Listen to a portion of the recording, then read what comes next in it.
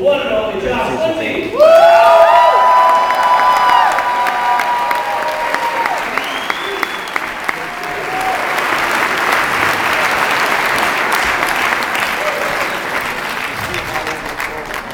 All right, good afternoon, everybody.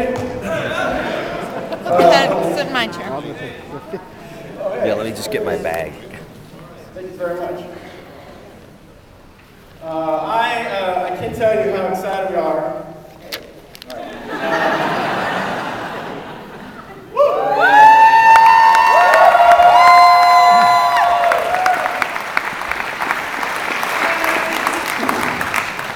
I love to get up in front of a group, but this is a whole different experience for me. I got to tell you, I have come a long way, and I first just want to say I got to give glory to God for being here.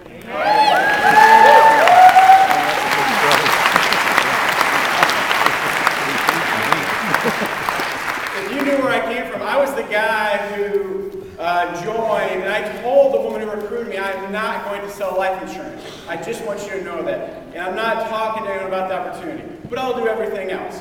And that was me.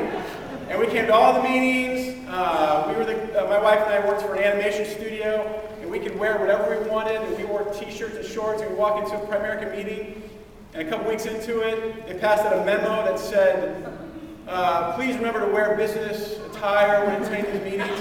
And we looked around, and we were the only ones that's qualified for it, right? Like, they sent out a memo just for us. So to be here now is pretty amazing to me. I want to tell you quickly our story just so you get an idea that this opportunity is for everybody, and you can't give up on any. You can't give up on people. When I'm from Springfield, Illinois, I went to speech pathology. Go Springfield.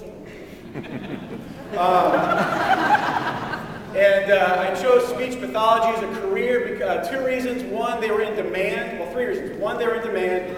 Two, they could help people. And three, the field was dominated by women. So I thought this would be a great place for me to prospect. But anyway, found out I hated I got my degree in it, but I hated it. So then I went to grad school to study filmmaking because I love movies. And that actually got me a job. Film school actually got me a job at a company called Big Idea and they make a show called VeggieTales. That's where I met my wife, Angie, and we were a typical Primerica client. Both of us working, renting. The day we got married, we had $20,000 in debt. Now, I'm a warm market recruit. I have an uncle in the business, Bill Render. He's a senior national sales director. He's my uncle. So I've known about Primerica. I knew it was a good company, and so we did our F&A without any question. And he was the one that said, you should think about getting your securities license part-time. And that worked for me. That made sense. I had a career path where I was going to be a famous filmmaker, right? But they don't make a whole lot of money on the way to becoming famous, so I thought I should do something that makes money, right? And I thought the securities business might be a good way to do that. Well, what happened was VeggieTales hit a rough spot. They laid everyone off. The company went bankrupt. And this is what I want to point out to you. Guess what all the employees did, all my coworkers did after they got unemployment? What was the first thing they did? I think someone said went back to work. They looked for a job. They started, posting a resume, calling people they knew, looking for a job. What do you think the business owner of VeggieTales did? Start a new business. Someone said start a business. But before he started a business, he went on vacation. Oh, yeah. And he didn't go to the Wisconsin Dells. He went somewhere tropical for a while. And then came home and took some more time off. And then started a business. And so I saw that and I thought, now if I could choose which road would I rather go down, I'd rather be the business owner. Now that intimidated me, that scared me, I knew nothing about it, I doubted that I could ever do it, but I wanted it.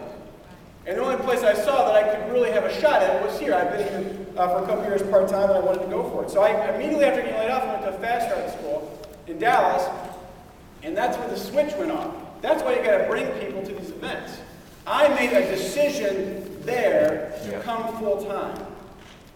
I was thinking about looking for a job. I didn't want to get a job, but it was there I made a decision because I looked at the speakers, Bill Render, Mike Tuttle, Brian Mayman, all $1 million earners. And I didn't understand Primerica at all. I was fully licensed, but I couldn't explain anything to you. I didn't know what anyone did. I remember a vice president got promoted. They had 4 vice presidents, and then one faster school get promoted, which is what we need to have here. But they had a woman got up there and she said, she got promoted to give this speech. She said, now it's time to get to work. I was like, what do you mean? What have you been doing this whole time, right? When you're vice president, aren't you supposed to kick back and get overrides? And I heard something about overrides, right? I was confused. I got a lot of work to do, right? But I'm excited about it, right? But the thing that stood out to me is I wanted to be somebody. I looked at those guys and I said to myself, I remember thinking, I don't understand what it is you do, but I want to be like you. I wanted to be somebody so bad. I couldn't have termed it in those words, but that's how I felt inside. There are people all around you that are dying inside because they want to be somebody. They want to deliver for their spouse. They want to deliver for their parents. But they just don't know how. Right? I feel blessed that I was introduced to this company. It took me a while to figure it out. But the light switch went off, and I said, this is where I can do it. I can deliver here. I want to tell you why I'm so excited about Vice President. Jerry called me, and I said, something's different. I've been a vice president technically a week when he called me or whatever, and I was like, I am giddy. Like when you pull Primerica online and you can see your income, your recruits, now they show you how many stocks you're qualified for. Now, I thought you got promoted vice president and then you start from 0 and then you work your way up. So I was like, well, I'll get to it when I get to it. But I was at 125 already. Free stock. In today's dollars, it's $2,500. I was like, this is unbelievable. And the next day it dropped to 124. I'm like, oh, I gotta get to work, right?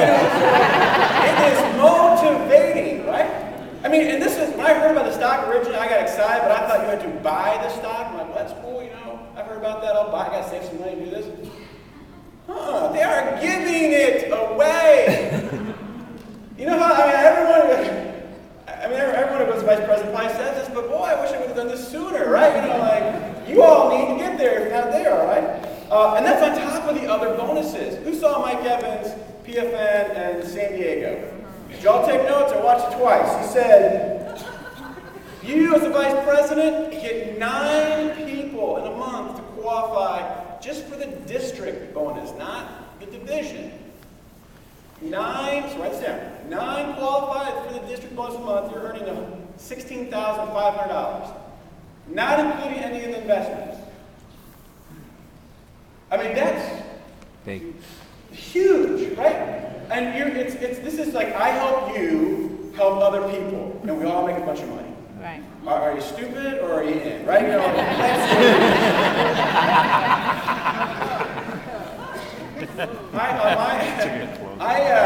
I looked at the 12 months leading up to when I qualified for vice president. We averaged 11 recruits and 9,000.